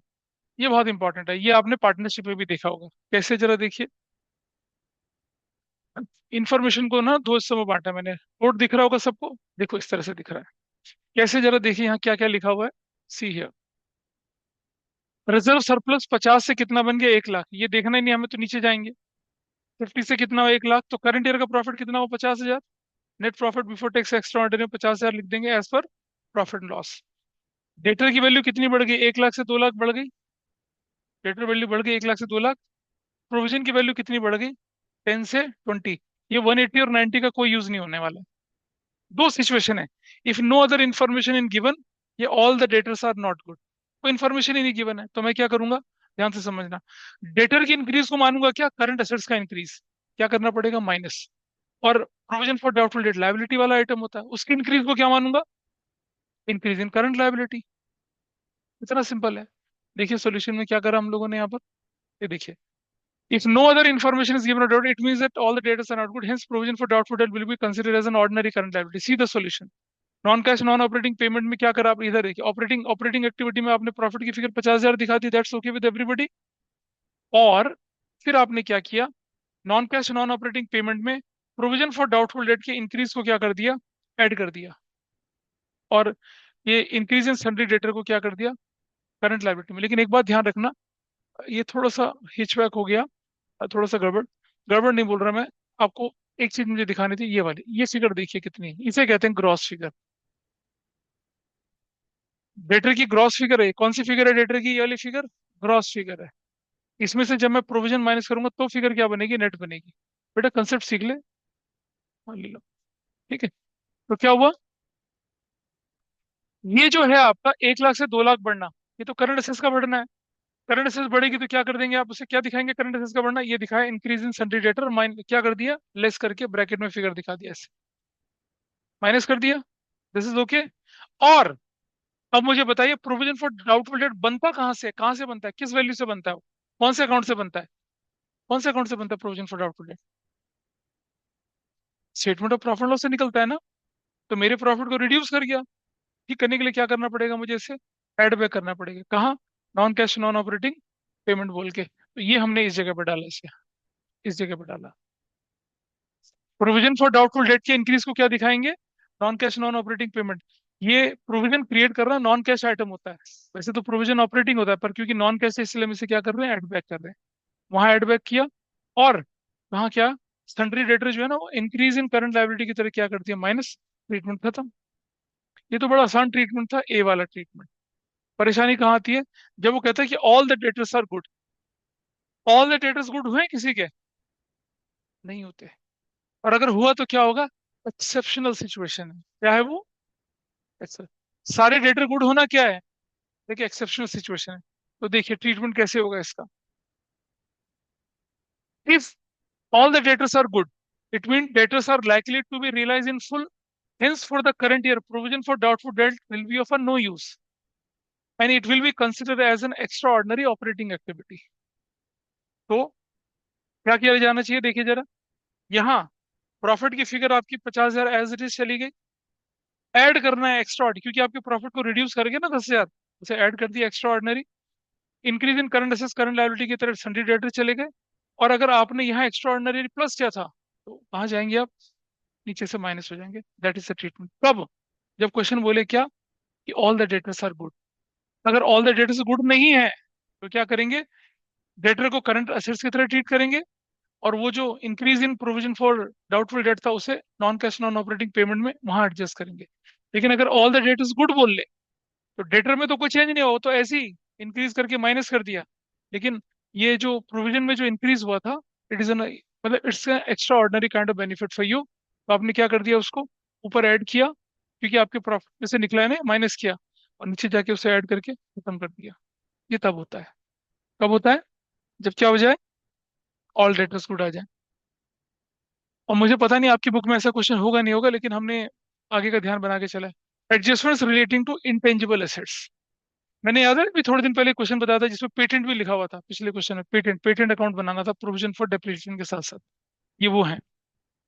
ये नंबर वन में सरप्लस है, कोई दिक्कत ही नहीं है। आप देख रहे हैं ये माइनस है प्लस है, तो प्रॉफिट कितना होगा बताओ, 1.5 लाख। ये माइनस माइनस 1,50,000 का प्रॉफिट, ठीक है। Property plant equipment and intangible assets. और देखिए, थकान नींद आ रही है बेचारों को, कोई बात नहीं, उसने तुम्हारी किताब गिराई है। आओ आओ, कोई बात, इधर देखते हैं, ध्यान से देखिएगा। सारे आइटम गिवन है आपके पास, जितने पॉसिबल आइटम बनते हैं सब दे रखे हैं, देखो एक एक करके देखना। ये वाला प्रॉफिट का क्या करना है आपने, ऑपरेटिंग एक्टिविटी में क्या लिख दिया, ये देखो, ये 1,50 का, I think this is fine. Profit and loss की फिगर है। गुडविल की वैल्यू क्या हो रही है, कम हो रही है। क्या करेंगे, ऐड कर देंगे गुडविल अमोर्टाइज्ड। ऐसे ही, ध्यान से सुनना। और ये 90 से बढ़कर कितना हो रहा है, 1,10, कॉपीराइट इंक्रीज हो रहा है। तो क्या कहलाएगा, परचेज ऑफ क्या, कॉपीराइट। ऐसे ही पेटेंट की वैल्यू 0 से बढ़कर 40,000 हो रही है, तो क्या कहलाएगा, परचेज ऑफ पेटेंट्स। ठीक है जी। और खत्म, दैट्स योर आंसर। इतना आसान। ठीक है जी, इतना ही आसान था ये, इसमें ऐसा कुछ नहीं था। इसके मुश्किल केस आगे आएंगे अभी, उसको मैंने 2-3 केस के साथ मर्ज कर रखा है, इसलिए इतना आसान था। तो this case is also done. हाँ, ये बढ़िया केस है, देखिए। Issue of bonus share by capitalising reserve, काफी इंपॉर्टेंट है एग्जाम के पॉइंट ऑफ व्यू से। इसको मैं इंपॉर्टेंट लिखे दे रहा हूँ इसलिए यहाँ पर। लोगों से होता नहीं है ये, क्यों नहीं होता मैं बताता हूँ। लोगों को लगता है यहाँ पता नहीं कितना मैथ्स लग गया। शेयर कैपिटल कितनी बढ़ी है, देखो जरा ध्यान से, 10 से 15। रिजर्व कितने हो गए, कम हो गए। शेयर कैपिटल 5 लाख बढ़ी है, यानी शेयर कैपिटल में क्या हो रहा है, +5 लाख हो रहा है। और यहाँ क्या हो रहा है, माइनस कितना हो रहा है, -5 लाख हो रहा है। यानी कि आपने क्या किया, रिजर्व कहीं ना कहीं यूज करें। करें, चलो क्वेश्चन पढ़ते हैं। During the year 22-23, X limited ने बोनस शेयर इशू कर दिया in the ratio 2:1 by capitalising reserve. यानी कि आपने बोनस शेयर इशू करे रिजर्व को यूज करके। कैसे पता लगाएंगे जरा देखो। अगर किसी के पास 2 शेयर थे, उसको कितने बोनस शेयर दिया, एक बोनस शेयर दिया। किसी के पास अगर 10 लाख इक्विटी शेयर थे, तो बताइए उसको कितने बोनस शेयर दिए होंगे। कितना, कितना, 1/2 × 10 लाख। कितने दिए हैं उसको, 5 लाख दिए। इज दैट ओके, 5 लाख रुपए के बोनस शेयर दिए। यूनिटरी मेथड है भाई। दो को अगर एक है तो एक को कितना होगा, 1/2। और 10 को कितना होगा, 1/2 × 10, 5 लाख। तो आप देखिए, इसमें जो इंक्रीज हुआ वो किसकी वजह से, बोनस शेयर की वजह से हुआ। क्या पैसा मिला, नहीं मिला, नो कैश फ्लो। और ये जो डिक्रीज हुआ, ये क्या, रिजर्व कम हुए, क्या कोई कैश का आउटफ्लो हुआ, नो कैश फ्लो। सीधा answer. Increase in equity share capital is due to issue of equity shares, reserve surplus being use कर दिया बोनस शेयर देने के लिए। And this transaction will not be recorded while preparing cash flow statement, क्योंकि कोई cash flow हुआ ही नहीं। हाँ हाँ, ये लिख के देंगे ना आप, कैश फ्लो नहीं। हाँ, अगर ऐसा क्वेश्चन आएगा तो लिखेंगे ना, नोट तो लिखेंगे, cash flow, no cash flow. Question में आएगा नो कैश फ्लो, आप लिखेंगे। आजा बेटा, दिखाता हूँ तुझे, ये ले अगला क्वेश्चन, ये रहा। आजा, मुझे मालूम था तुम पूछोगे। Here is the question. ठीक है, थोड़ा सा बदल दिया है। ये देखो कैसे, ये रहा। अब 10 की बजाय कितना बढ़ गया, 18 बढ़ गया, है ना। यही चाह रहे थे, 10 से बढ़ गया 18 हो गया। और ये 8 से घटकर 5 हो गया। ठीक है, तो मतलब यहाँ जो इंक्रीज है, जस्ट ये देखो, यहाँ जो इंक्रीज है कितने की है, 8 लाख की है। ठीक है, और यहाँ जो डिक्रीज है कितने की है? 5 लाख की है। और रेशो क्या दे रखी है आपको? 2:1 ही दे रखी है। यानी कि अगर आप 2 शेयर के लिए मांगेंगे तो आपको एक मिलेगा, एक मांगे तो कितना होगा? आधा मिलेगा। और 10, और कितने, 10 लाख है तो कितना होगा? 10 लाख से डिवाइड करूंगा तो मेरे बोनस शेयर कितने हो जाएंगे? 5 लाख। यानी कि आउट ऑफ 10 से जब मेरा 18 हुआ, 5 लाख तो बोनस शेयर थे, और 3 लाख किसके थे? वैसा पैसा 3 लाख कैश में हुआ। Just see this. यहाँ क्या फर्क पड़ा? यहाँ फर्क ये पड़ा कि जो हमने 5 लाख का ट्रीटमेंट दिखाना था वो तो कैश फ्लो है ही नहीं। कितने का? ये जो 8 लाख थे ना, इसमें से 5 लाख जो थे वो तो कैश फ्लो है ही नहीं। बचा हुआ जो 3 लाख है वो तो कैश फ्लो हुआ ना, उसके बदले में तो कैश आया होगा। देखो, increase in 5 lakh in equity share capital is due to bonus share and reserve being is used, hence it will not be recorded in. But increase in other 3 lakh will be recorded as inflow in financing activity, है ना? तो या तो तुम उसे बढ़ा दो या इसको घटा दो, तो that will give you the same treatment. समझ में बात आई? ये क्वेश्चन लोगों से नहीं होता है कि अच्छा, हो सकता है मैं क्या करता, रेशो 2.5:1 कर देता। तरीका वही करने का है। ये 5,000 कैसे निकला? ये 5 लाख कैसे निकला है? अगर आपने देखो, अगर मेरा क्वेश्चन होता है कितना, 2.5:1 की रेशो में होता, तो मैं क्या करता? 1 के लिए कितना लिखता? 1/2.5। और 10 के लिए कितना करता? 10 लाख के लिए। तो मेरे 4 लाख के, तब मैं 4 लाख के बढ़ाता, तब ऐसा होता। रेशो का ट्रीटमेंट ऐसे बनता है। ठीक है, ऐसे 25 4 ऐसे करके कहानी बनती है। So that was your treatment. अब जब बोनस शेयर करते हैं, अब ये बड़ा मजेदार ट्रीटमेंट है, ये वाला ट्रीटमेंट ऑफ। हाँ जी, क्या बोले? लग गए? अभी तो है थोड़ा सा टाइम। अरे आसान है, बहुत आसान, मतलब हलवा छाप है। देखिए कैसे। 10% इन्वेस्टमेंट 2 लाख से बढ़कर कितना हो गया? 10% इन्वेस्टमेंट, 10% इन्वेस्टमेंट 2 लाख से बढ़कर कितना हो रहा है? देखो, 3 लाख हो रहा है। कहाँ जाएगा ये? कहाँ जाएगा बताइए? इन्वेस्टिंग के अंदर प्लस होगा। प्लस होगा, अबे माइनस होगा। खरीद रहे हो भाई तुम इसको, इन्वेस्टिंग के अंदर क्या होगा? माइनस होगा। आउटफ्लो, इन्वेस्टमेंट खरीद लिया तो क्या होगा? आउटफ्लो। और मेरे बात सुनिए, ये 10% इन्वेस्टमेंट का मतलब क्या है? इंटरेस्ट मिलना है। अब इंटरेस्ट कैसे मिलना है? ओपनिंग पे मिलना है, क्लोजिंग पे मिलना है? वो डिपेंड करता है कि इन्वेस्टमेंट आपने कब किया था। इन्वेस्टमेंट पर purchase at the end of the year. अगर purchase at the end of the year तो इंटरेस्ट किस पे लगेगा? ओपनिंग पे। यानी 10 लाख का, ये 10% 2 लाख का कितना बनेगा? 20,000। देखिए कैसे कर रखा सोल्यूशन। हाँ देखिए। तो सबसे पहले मैंने क्या किया, ये जो इंटरेस्ट ऑन इन्वेस्टमेंट था 20,000 का, वो कहाँ जाएगा? मेरा non cash non operating receives में चला जाएगा। Balance as per statement of profit and loss वैसे का वैसे ही जाएगा। इधर देखिए, अब यहाँ इन्वेस्टिंग एक्टिविटी के अंदर क्या करूंगा? इंटरेस्ट को मैं क्या कर दूंगा? जोड़ दूंगा, क्योंकि मेरे लिए क्या इनफ्लो है। और जो मैंने परचेज ऑफ इन्वेस्टमेंट किया था उसे क्या कर दूंगा? माइनस कर दूंगा। काम खत्म। लेकिन ये चीज इतनी आसान नहीं थी। आइए जरा देखिए। अ, अब इसे करके दिखाइए मुझे, ये वाला। अगर आपने केस भी कर लिया तो मैं समझूंगा आपको एक कॉन्सेप्ट समझ में आया। केस भी करके देखिए। जस्ट ट्राई केस भी। चले, है ना? ये तेजस्वी वाला कितना खुश हो रहा है। उधर देखिए। यहाँ ना, यहाँ कंसेप्ट की क्लैरिटी आपके काम आएगी। कैसे? जरा देखिए। ये हमारे पास सीधा सा क्वेश्चन है, बिल्कुल सीधा सा। हम एक एक करके इनकी वैल्यूज को पकड़ते हैं। सबसे पहले ये 2 से 180 हुआ, इसका क्या मतलब है? 2 से 180 का मतलब कि बेच दिया आपने। क्या कर दिया? इन्वेस्टमेंट बेच दिया। तो लिख दिया क्या? Sale of investment. Is that okay? Everybody is okay? Sale of investment. Notes देख रहे हैं? नहीं, छोटे शर्मा देख लेना। फिर अब आपके पास क्या हुआ कि investment were sold at the end of the year. Investment साल के आखिर में, यानी कि इन्वेस्टमेंट पे इंटरेस्ट ओपनिंग वैल्यू पे लगना है। अगर eight the end of the year बेचना तो ओपनिंग में, और एट द बिगनिंग तो क्लोजिंग पे। इंटरेस्ट किस पे लगना है इसका? 10%। What is 10%? 20,000 इंटरेस्ट है। ठीक है जी। आपके प्रॉफिट में इंटरेस्ट ऐड कितना हुआ होगा? रिस्पेक्टिव ऑफ द फैट की मिला कितना? याद है? जैसे एक्सपेंस पेड था, जैसे डिविडेंड पेबल कितना था, उसमें से कितना एक्चुअली पे हुआ। यहाँ क्या है? इंटरेस्ट एक्रूड तो हो गया ना। अब प्रॉफिट एंड लॉस के अंदर तो जो एक्रूड बचा है वो मिले ना मिले पूरा जुड़ जाता है। तो हमने क्या कर दिया?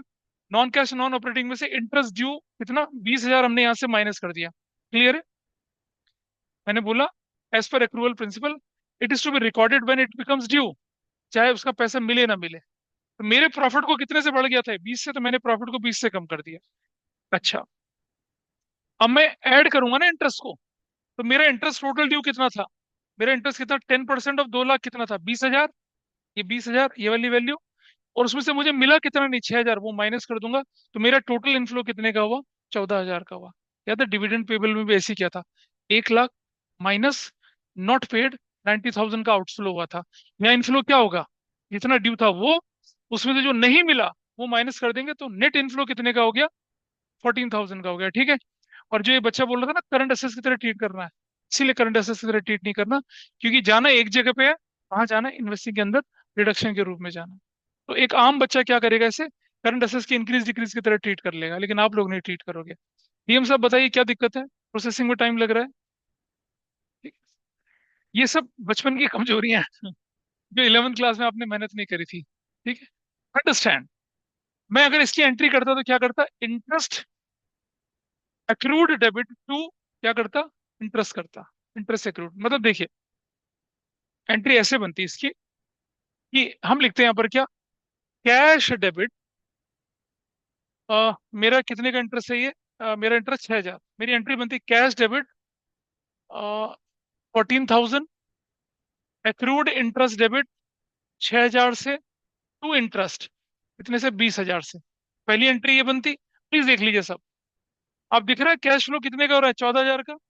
दूसरी एंट्री कितने की बनती, interest debit to, interest debit to statement of profit and loss, 20,000 से, 20,000 से। मेरे statement of profit and loss में इंटरेस्ट कितने से क्रेडिट हुआ, 20 से, तो मैं माइनस कितने से करूंगा, 20 से। ठीक है जी। और जब मैं देखूंगा इनफ्लो कितने का हुआ, तो इनफ्लो तो मेरा कितने का हुआ, 20 माइनस नॉट रिसीव्ड, 14,000 का मेरा क्या हुआ, इनफ्लो हुआ। इसीलिए हमने आंसर में ऐसा किया। ये केस है, आप देख रहे हैं जी। कैसे पहुंचेगा वो, कुछ इंटरेस्ट वाली बात ही नहीं बन पाई आपकी। अच्छा, अगर मेरे पास ये लाइन ना होती तो मैं क्या करता, ऊपर प्लस इंटरेस्ट, ऊपर माइनस इंटरेस्ट, नीचे प्लस इंटरेस्ट, पूरा 20,000। इससे पिछला क्वेश्चन नहीं करा था, देखो ये रहा। इससे पिछला क्वेश्चन कैसे करा था, देखो वो रहा, ये रहा। क्या था, इंटरेस्ट कितना बना, 20,000। क्या करा उसको, नॉन कैश नॉन ऑपरेटिंग में माइनस किया, और क्या किया, इधर देखो, ऐड कर दिया इंटरेस्ट 20,000, पूरा पूरा कर दिया। लेकिन इसी 20,000 में से अगर बोलते हमसे क्या, कि 6,000 क्या एक्रूड है, तो 6,000 एक्रूड कैसे हुआ, ऐसे एडजस्ट हुआ ना। This is how it is adjusted. देख रहे हैं। अब आया केस ही, सबसे बढ़िया केस। अच्छा चलो ठीक है, मैं, ये काफी अच्छा केस है, लेकिन मैं इसको नहीं कर रहा। ये कितने रह गए हैं आपके, ओह, खत्म ही हो गए तो। नहीं, उसमें मुझे सिखाना है काफी कुछ, कोई बात नहीं। तो जो हमारी अब अगली क्लास में क्या होगा, हम क्या करेंगे कि बचे कुछ एडजस्टमेंट्स और फुल फ्लेश क्वेश्चन करने शुरू। ठीक है, फुल फ्लेश क्वेश्चन। अब आप क्या करेंगे, खुद के क्वेश्चन थे किसके, इन्वेस्टिंग के और फाइनेंसिंग के, उन्हें करेंगे। है ना आपकी बुक में, छोटे छोटे, बड़े क्वेश्चन नहीं करना, छोटे छोटे क्वेश्चन, जिनमें क्या निकालना है, कैलकुलेशन इन्वेस्टिंग एक्टिविटीज से निकालना है, और क्या निकालना है, फाइनेंसिंग एक्टिविटीज का, उनको करना है। इतना करेंगे, इससे ज्यादा नहीं करेंगे। ठीक है। सो आज की क्लास बस यहीं तक, इसको हम वाइंड अप करते हैं।